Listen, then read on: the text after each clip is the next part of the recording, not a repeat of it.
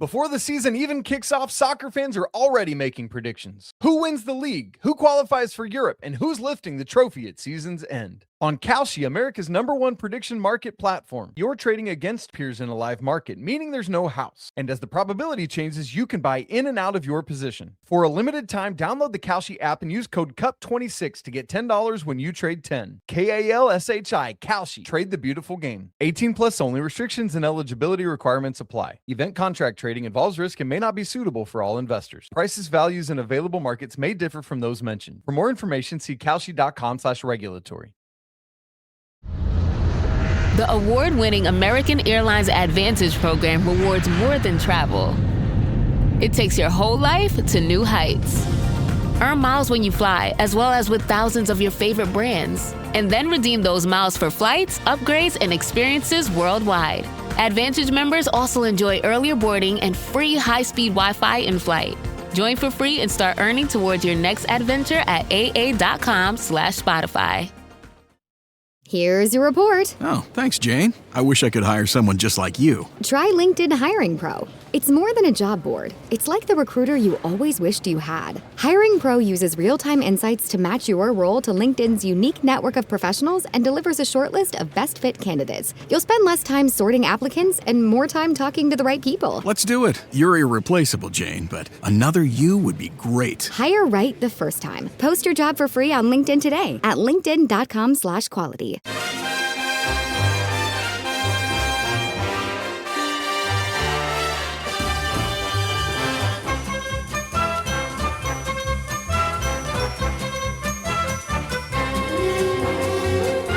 Hello everyone, I'm Chris Wayne. Welcome to How Are the podcast. And as you may well know, we look for any excuse to speak with today's guest, as we always love hearing from him. But today we are recording the day before an event that has got bigger and seemingly more significant with every year that goes past. And who knows where it all might end up, because on Wednesday, the 12th of August, which should be the day this pod is released, all being well, we celebrate National Mackem Day. And to showcase the best of Wearside, there's a big bash taking place at Sheepfolds this evening. And I'm delighted to be joined by the host of the event, which is of course, none other than Jeff Brown. Hello, Jeff. Chris, how you doing? I'm not too bad. How's it going for yourself? Yes, enjoying the sunshine. Although I did notice the other day they were saying there's a drought everywhere in the country, apart from the northeast. You say it's the best part of the world to live in. We knew that. Yeah. Kielder does its job, doesn't it? It's funny because I live in South Yorkshire, and I'm right on the edge of the Pennines, and I live next to 3 massive reservoirs that we walk around quite regularly, and there's nothing in it. It's pretty scary. It's actually got to the point where you can see some old bridges from the village that was flooded, that the reservoir was on top. It's absolutely crazy. Well, I'm looking out on my front garden, and it's relatively green, and we showed pictures to our daughter who lives in South London, lives right next to Selhurst Park. She can't believe it because it's just there's just no grass whatsoever. Yes, but just before we get into celebrating everything Mackem, which we can't wait to get onto, we last caught up with you, Jeff, at the beginning of June when we talked to you about your BBC documentary, Finding Rowley. I was going to say that based on the feedback it got, pretty much universal praise. I didn't see anything that wasn't universal praise, but you must have been really proud that you got that story across to people. Yeah, I think I probably said at the time, and I know I said when I was promoting it on Look North, and Carol Maley was asking me about it, I said I thought it was the most important story I'd told in 44 years as a journalist. It's something that I'd thought about literally for decades. First as a fan, when Rowley disappeared in 1980, as a teenage fan, and then later on as a journalist, I thought, one of these days I'll find out whatever happened to Rowley Gregoire. So it was it has been. It's funny. There were really very few negative comments, but the ones you get always tend to stick in your mind. And I did have someone who had a go at me for the timing of it, because it came out just after the end of the season, and claimed it was a a BBC conspiracy to do Sunderland down at the moment of their glory of qualifying for Europe. And I had to say it wasn't. It was nothing to do. It was just that they wanted it released before the World Cup, because they said otherwise it's going to get swallowed up in 5 weeks of World Cup stuff, especially on the website, BBC Sport website. So we just had a very short window before the end of the season and the start of the World Cup and the Champions League final as well. So pure coincidence that they went out when it did. But yeah, overwhelmingly the response was terrific, and Rowley has taken a lot of heart from it. We had the website, the web page on BBC Sport had nearly 900,000 views. Wow. Which was astonishing. The one disappointment was that the link to the documentary sadly didn't appear until the story had been up for 24 hours. So despite the story being read by, heading towards 1 million people, the documentary's only been seen by about 4,000 because the link wasn't there and there was no signposting. I got on the BBC. It was only due to be up for a month on iPlayer, and I got on and said, "Look, I think you owe it to Rowley to keep it on for longer." And they agreed, and it's on iPlayer for a year, but which is great. But there's no signposting to it. There's nothing guiding you towards it. So any opportunity that I get, I tell people about it, because even if they've read the story, they might not have seen the documentary, which. And it was important that we got Rowley's story out there, and that's fantastic. And the comfort and the confidence that he's taken from it is fabulous. But I did put my heart and soul in the documentary as a filmmaker, as documentary maker. So that was one slight disappointment. But one coincidence. I'm hoping the club are going to ask him back at some stage. But I've already asked him up to be my guest in the new year, because spookily he made his first team debut against Hull City on January the 2nd, 1978, and on January the 2nd, 2027, 49 years to the day. Shame it wasn't 50. 49 years to the day, we're at home to Hull City again. So he's going to come up as my guest for the match that day. Brilliant. Well, that's written in the stars, because there was some brilliant footage of him going around the club. I think he got on particularly well with Brian Brobby, didn't he? Yeah, yes, he loved it. There was a Ghanaian connection, so he wore a scarf.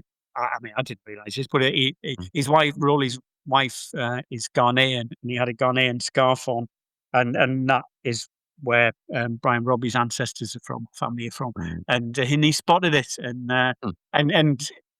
he was especially looking forward to meeting Brian Brobby, because he said, "Oh, what a great, rough, tough guy! This man, I love that. I love it." And he got on well. It was really nice. Really nice. Yeah, brilliant footage.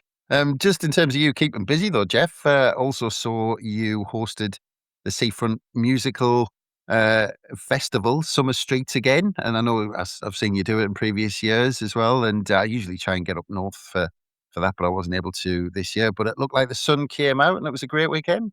It was lovely. It was. I've done all, but I'm trying to think how many we've done. We must have done about 12 or 13, if not more. And I've only missed one. I've hosted everyone bar the one in 2024, when I'd as part of my leaving the BBC, we booked a weekend to go to Love Supreme Festival down on the South Coast, which is a jazz, funk, and soul weekend, which is my sort of music, and it clashed with Summer Streets, and I missed it because it is one of my it's one of the highlights of my year. It's now it started off in Thompson Park in Southwick, where I used to kick the ball around. We had 1 year at the rec at Seaburn Recreation Park, which was also a big part of my childhood. And now it's on Cliff Park, where most Saturday mornings I used to play footy with my mates. So to be out there back hosting a music festival is great. It's going home for me. And as is National Mackem Day. Yeah. Well, I was going to say, normally I do get up. There was one that I got up for. I came all the way up for it, and the forecast wasn't great, but then it ended up getting washed off. Yeah, The- I remember that one. That was 23, I think. yeah, And we had massive thunderstorms. Yeah, that but was. it's lovely. It's a really and Ross Millard does a great job in pulling all the bands together and putting the whole event on. And yeah, I've already told him I'm up for next year if he needs me. Yeah. Good stuff. The last thing I wanted to mention just before we get on to the National Mackem Day is I did notice that you had a stall at the Football Memorabilia Fair at the Fans Museum at the beginning of July. And I saw that picture that you put on the socials, and it looked like you had some absolutely fantastic stuff. And all of that's right up my street. But I imagine you saw some interesting stuff on offer at the fair. Yeah, yes. I mean that's when I took this when I filled the car up, my wife said, "Now mind, don't bring back more than you went home with." Oh, tempting, because I've been a collector since I was a lad, you know, and Mm. older listeners might remember the program shop in Foster Street, which was Yeah. you know, a regular haunt of mine, run by a guy called Phil Curtis, who now runs Sunderland Antiquarian Society. And I mean, I picked up a load of stuff anyway, but as a teenager and you know, into my 20s, I've always been a collector and a hoarder of football stuff and Sunderland stuff in particular.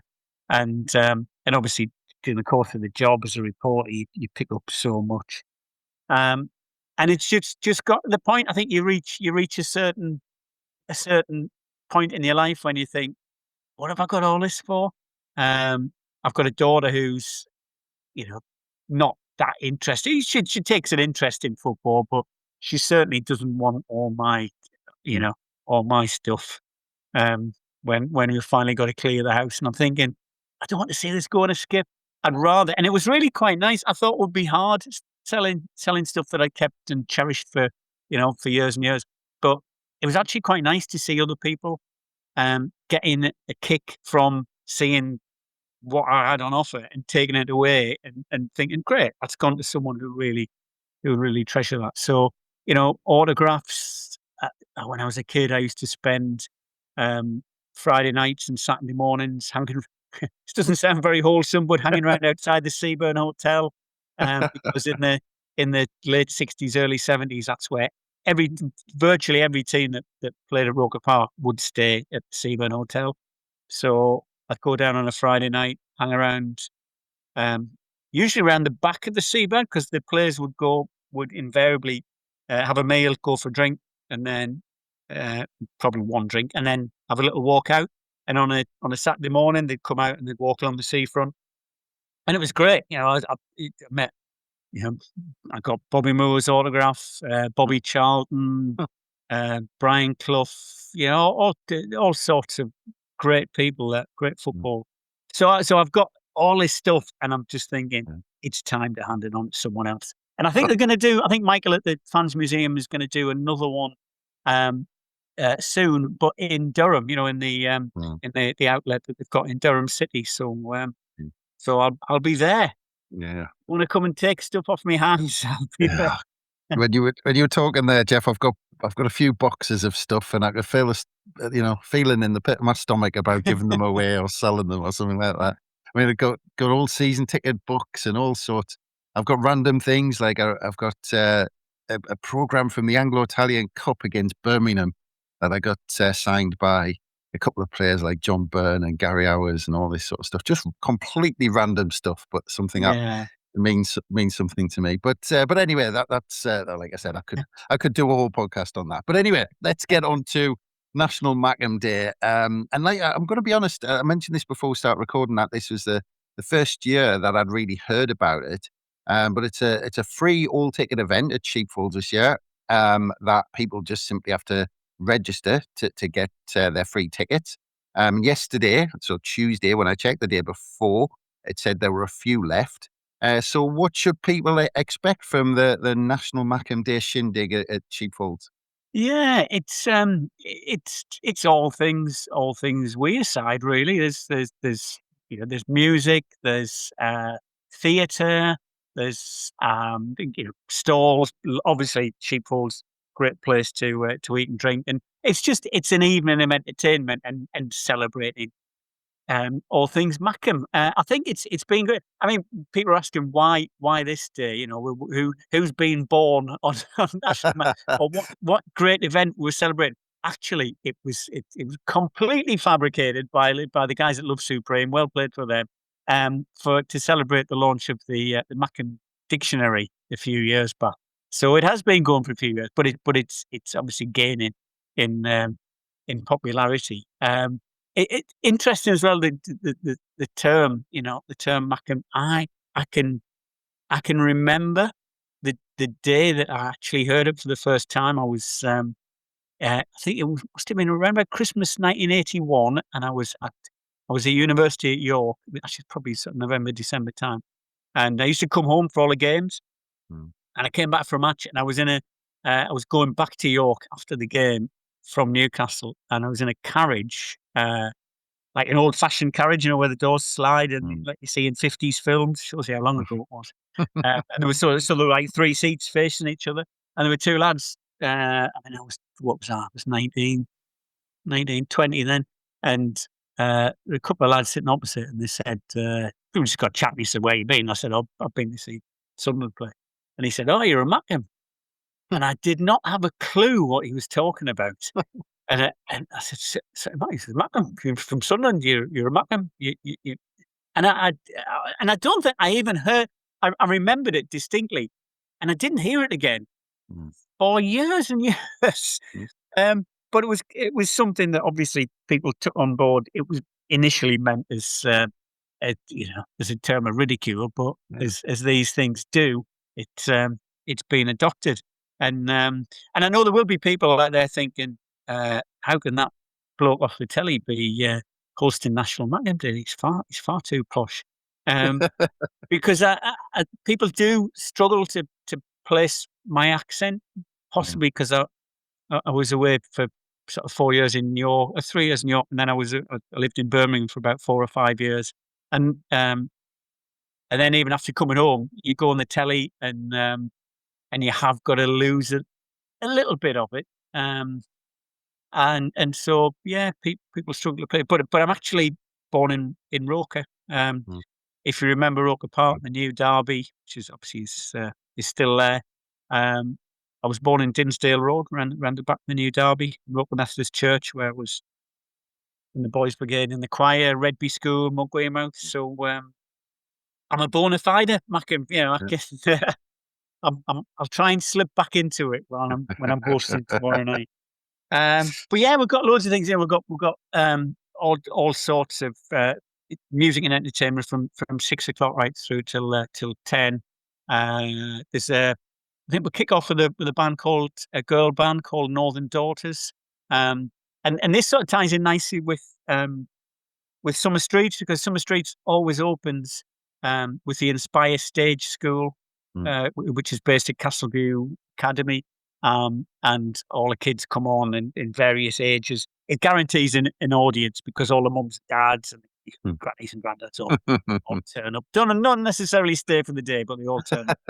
And this girl band, Northern Daughters, came out of Castleview Academy. It was six young girls who got together to form their own girl band. So I mean, all part of the great music scene, that is taking off in the town. Going back, flip back into it, and the event is put together by Love Supreme and Sunderland Music City. So it's that's sort of nice, really. Yeah. Well, to be fair, you said town there. I think it took them 20 years to change the signs to the road signs, didn't it? It said town centre for years after they changed it in '92. And I remember getting spanked off Spurs to celebrate it. But I mean, you talked about the term Mackem. Obviously, we all know about the Geordie tag and the name that is obviously universally known. And there's a lot of Sunderland fans who are proud Geordies, because they're from areas who consider themselves to be Geordies. But you were talking about the term and not hearing about it for a while. Do you think it's a recent thing that actually people from Sunderland are now starting to celebrate actually being Mackems and wanting to use the term? Oh, definitely. Yeah, yeah. Because it it makes us it stands us out from from the rest of the area really. Because if you go anywhere else in the country and you start talking, they'll say, "Oh, you're a Geordie," and you say, Mm. "Well, actually, not really." Um, Near and Durham. yet, yeah, and yet I can remember, we're in the 70s, the Fulwell End, singing about being Geordies, and it wasn't, and that's what everyone sort of considered themselves to be, and then there was the Geordies Mackem chant, which you used to get occasionally, but yeah, I think obviously everyone tries to separate themselves from being part of Newcastle. It's become something that people are rightly proud of because it does say where you're from, and I think people around the country are now getting to know what, even if they don't know the origins of it or what actually it means. And I don't think anyone really knows where it came from or how it started, but you do say things like you kind of mac it up. So Yeah. we are Mackem. That's where it comes from. That's fine by me. Yeah, that's it. That's it. We'll take it. Well, it does help that we shouted from the rooftops of things like this, but also, we talked about summer streets. There's National Mackem Day, but there always seems to be, things happening at Keele Square, Sheepfolds, obviously on the seafront, like summer streets is. But it just feels like Sunderland's had this new lease of life over the last decade, which is maybe tied in with, having that term and almost there's more of a sense of pride I felt over the last decade about being from Sunderland and being a Backham. Yeah, no, definitely. I mean, there've been so many great developments on the seafront, which there's a local lad that he used to pain me for years to see how great South Shields seafront looked, Yeah.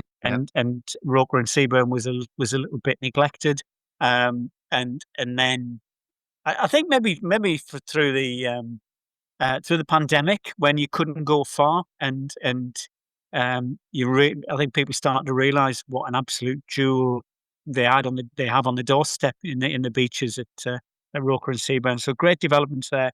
And then I know he's my big mate, but Paul Callaghan was just such a driving force, in seeing that culture and music and entertainment could be a driving force in regeneration. And the way that the building of the fire station and the regeneration of the Peacock and the Dun Cow and everything, having a cultural quarter and now having our own very own Wembley Way linking Keele Square to Sheepfolds and to the football, and a city or town or a city's fortune shouldn't really be linked to the football because it's like they say about shares, fortunes can go up, it can go down as well as up.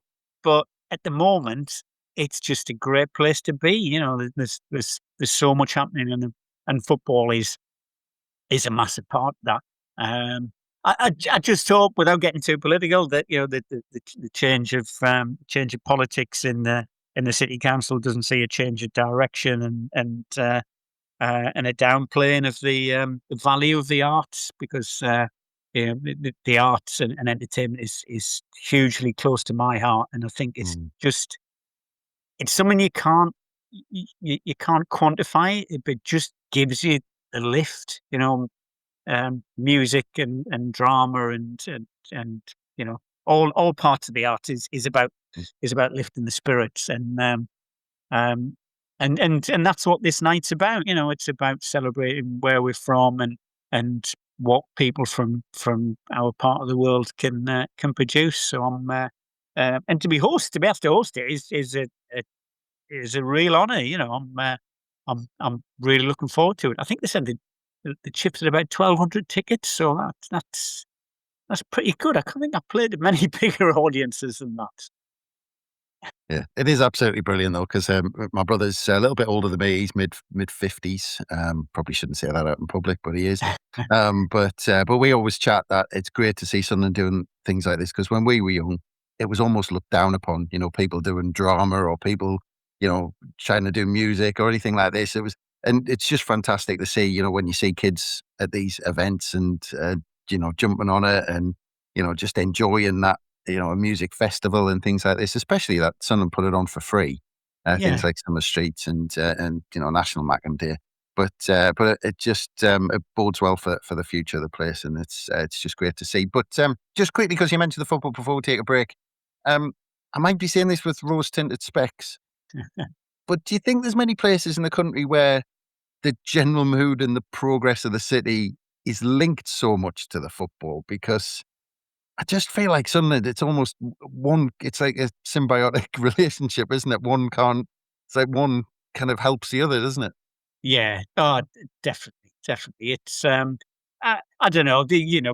I'm sure other teams will claim a similar sort of affinity. But yeah, I mean, it just has been such a huge part of the life of the place for, well, forever really, since the team started. It was such an important part of it right back in the very early days. Might have helped that, in the 1890s, that the team was so successful right from the very start, and that just grabbed everyone's imagination way back then, when football was a new sport really, and it was something that Sunderland was good at, and then it's just something that's been handed down through the years. But I know that my wife, who went from journalism into PR, was for a time head of communications at Sunderland City Council in the sort of early 2000s, and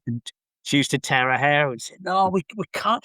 Why is everyone so obsessed with football? There are other things." And it was a nightmare, because when things were going well, it was fantastic, and when they weren't, when the Reedy era sort of faded, and then it was a real downer.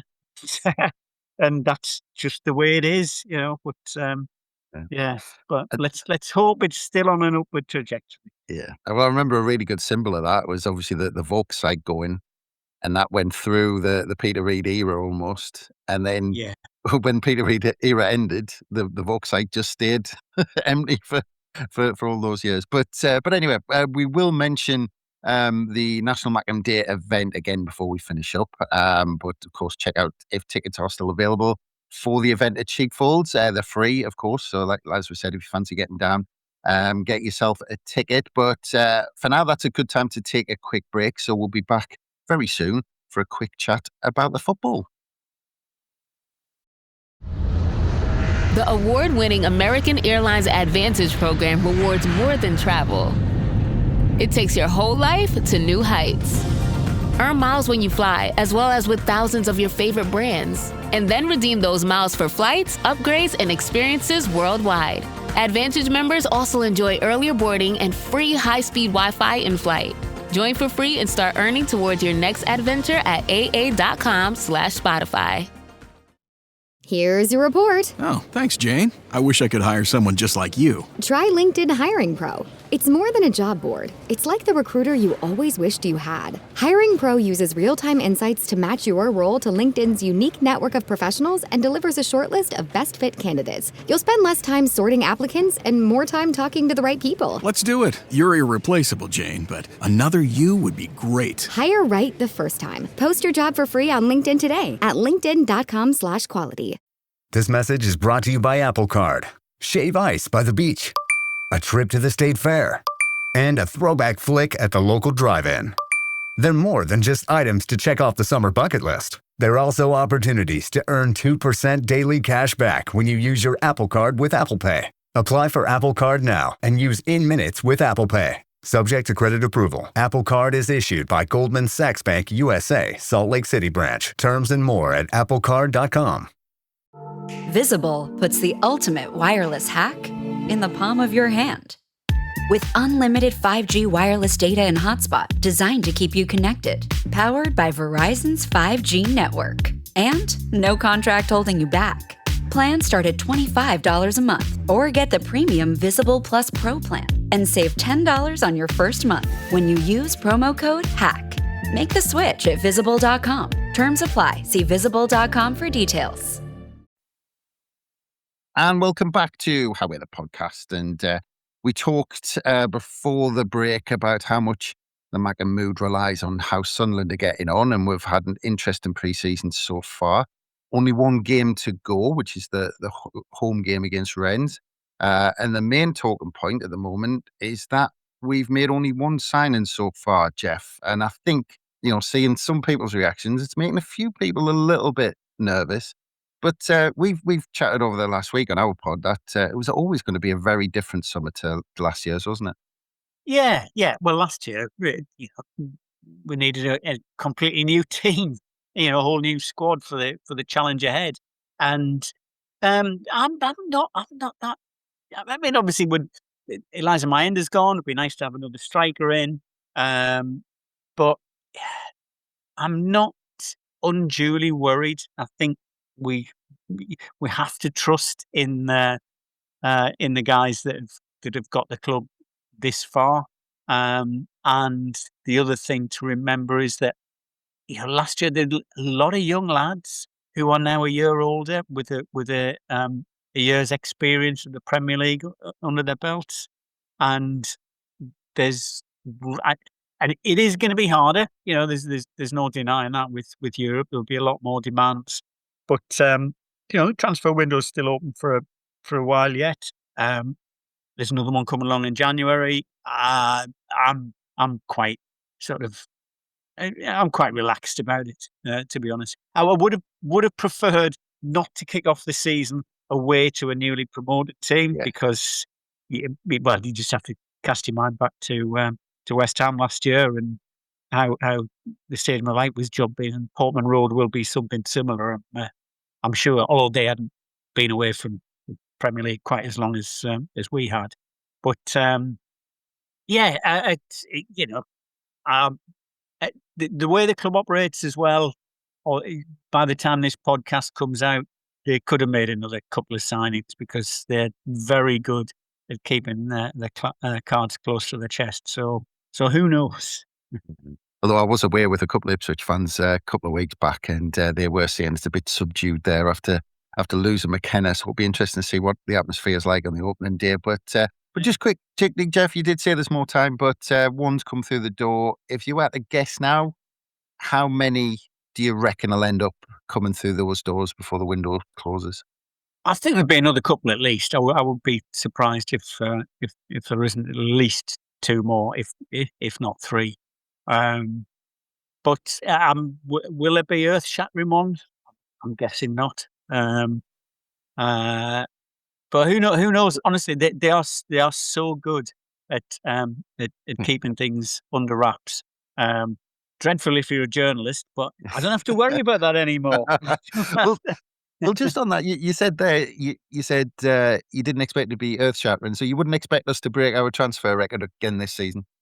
I don't think so, unless they are going to, pull a big name striker out of the hat. But no, I not from the vibes I get. I don't get many vibes these days. But I found it interesting that I know I've seen one or two things online and also read in papers about us still being tipped amongst the teams that are going to be hovering around relegation. Probably on the basis of there not being many new signings and the fact that Europe will be an added factor. But I don't think you find anyone.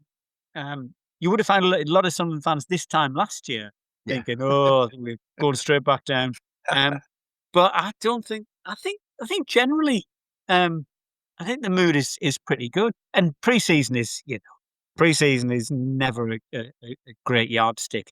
However, it's been pretty encouraging, especially the last game, against Lons, which I've only seen highlights of it, but talking to Nick Barnes, who'd watched it all, he said it was really competitive and a decent team we took on there in their own backyard, and it was a game that both teams really gave everything, and we came out on top and looked pretty good. So I'm looking forward to the season. Against a very good side as well, as you said. But just quickly on that transfer front, it does seem like there's been a lot of focus as far as the club are concerned in terms of clearing the decks. Obviously, there's lots of links the last couple of days. Masuaku's now left officially, I think. Looks like Anthony Patterson's on his way to Wrexham. There's rumours about a good few more. I think Abdullah Bar off to Peterborough. But it does seem all those players who were on the periphery last season, they've made a big efforts to basically move them on for first team football. Yeah, and which I think is important. I think my end is the only slightly disappointing thing, exit. The others you could see coming, and obviously it leaves spaces which still do need to be filled, squad places. But yeah, my end understandably wanted regular football. I just sort of hoped he could have held on a little bit longer, because there is more football to be played this year, and he definitely would have featured in a lot of games. Maybe not as much as he would have liked, but it's always going to be the coach's most difficult job, keeping players happy when they're not played. But there is a lot of football to be played this year in Europe. Let's say it again. It's in Europe. Yeah. Well, I mean, just on that, because of course we've had quite a few things that have distracted us from the transfers this summer, because we also released a kit that was linked with the Elvis Presley estate during the summer. We had a big launch event at Nashville. That was followed up by big events in New York, New Jersey.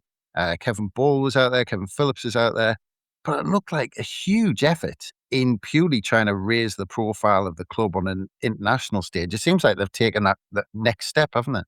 Yeah. Oh, massively so. Yeah. I mean, if America is where the money is when it comes to sport, because I got a pal of mine who lives in Michigan and has been out there for about 30 years now. I nearly said soccer coach. He's a football coach, our type of football. And he was saying the reason is that it's so hard to break into American sport. It's so expensive to get involved in baseball or basketball or American football, and that's why they look to the UK and to the Premier League. And it's a huge market. And we've obviously decided this is where we've got a chance of getting some sort of international profile. And appear to have done a great job. I mean, the Elvis thing, stroke of genius, whoever that was. I'm wondering if anybody who's connected with Elvis has ever heard of us, but they will have now. So that's great. They'll probably still be bemused as to why the crowds the crowds sing "Wise Men Say," but there you go. Yeah, we've definitely said some sentences this summer that we never thought we'd say related to Sunderland. But just quickly as well, we're talking about memorabilia. The release and the promotion of the new home kit, inspired by 1937. I imagine that's up your street. Nice and simple with the red and white stripes. Yeah, it's lovely. I mean, it is really nice, and it did make me slightly regret that I a couple of Christmases ago I gave my my son-in-law my Toffs 1937 replica shirt, which would have gone well with a current shirt. I gave it to him for Christmas. I think I got it. Blimey, it was a bit of a vintage as well. I got it in the 90s, in the mid 90s. So it was about 30 years old now. But still in really good nick, because for a lot of years I just couldn't wear it. I couldn't.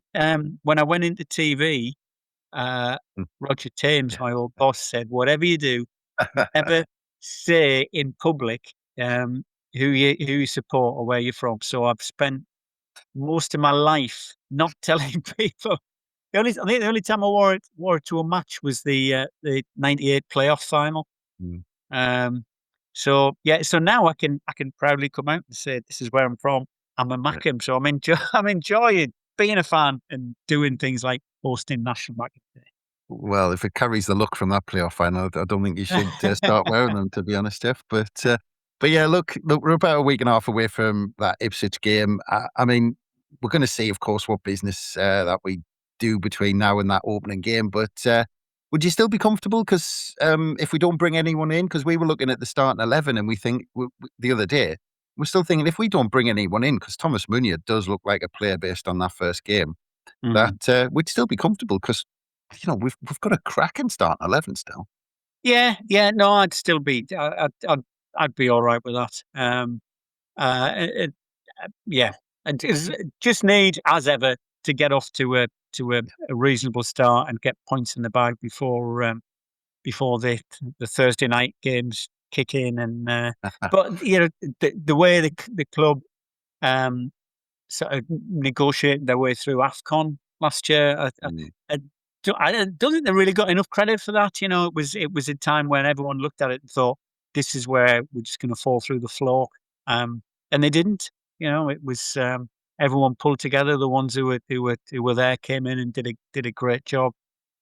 So yeah, Regis Lebris has got a lot of credit in the bank when it comes to dealing with tricky situations. So yeah, I'd be reasonably confident. I'm looking forward to it. Yeah. Well, you've just reminded us actually, because another date in the diary that's coming up is the Europa League draw. I was just wondering, actually, just on that, do you think the club might make a big deal of it and maybe put a bit of an event on around it to mark the occasion, the day of the draw? Yeah, it'd be a great opportunity, but it's only it's the 28th, isn't it? So it's a couple of weeks away. So it would be a good opportunity. Big screen in Kiel Square. That's what it needs. Maybe someone from the council's listening. Yeah, that's it. Get a big event on, get everyone there, get crowds there, or maybe something at Sheepfolds or something. But I think everyone would be up for that. I think they would, and it would set the mood for when European football comes along. Because I've probably said this before, but I've had years of following Newcastle and a couple of years of Middlesbrough as well, and there's nothing like it. There's nothing like a European night. It's just special, especially when you travel away from home.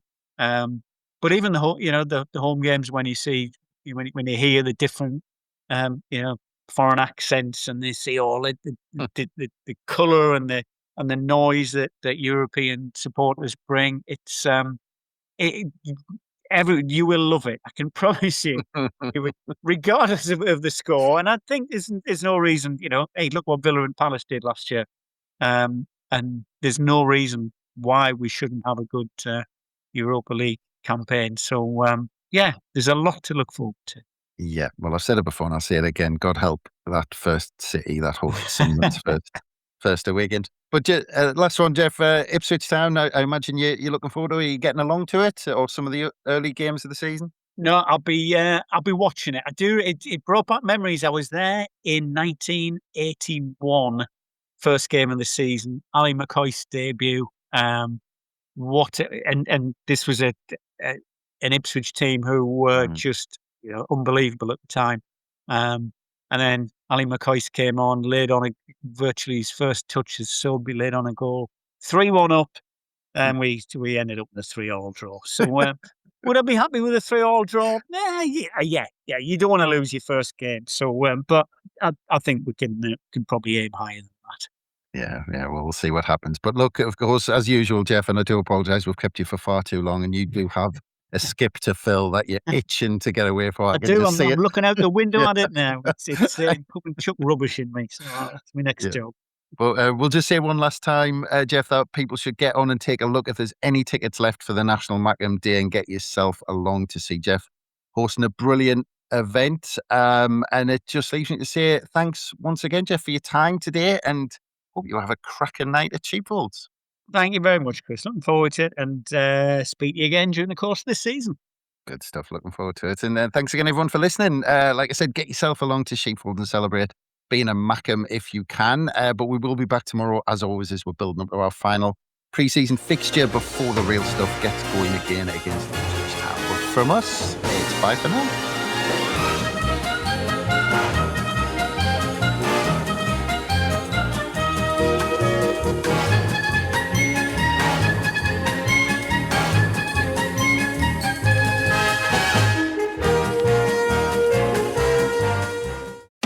NFL football season is here, which means when you switch to Verizon, it feels like Touchdown! because you get NFL Sunday Ticket from YouTube on us when you buy an eligible 5G phone on select unlimited plans, which means you can watch every out-of-market game every Sunday afternoon. And it's all on us. Now that's the Verizon way to kick off the NFL football season right. Switch and get NFL Sunday Ticket from YouTube on us, only with Verizon.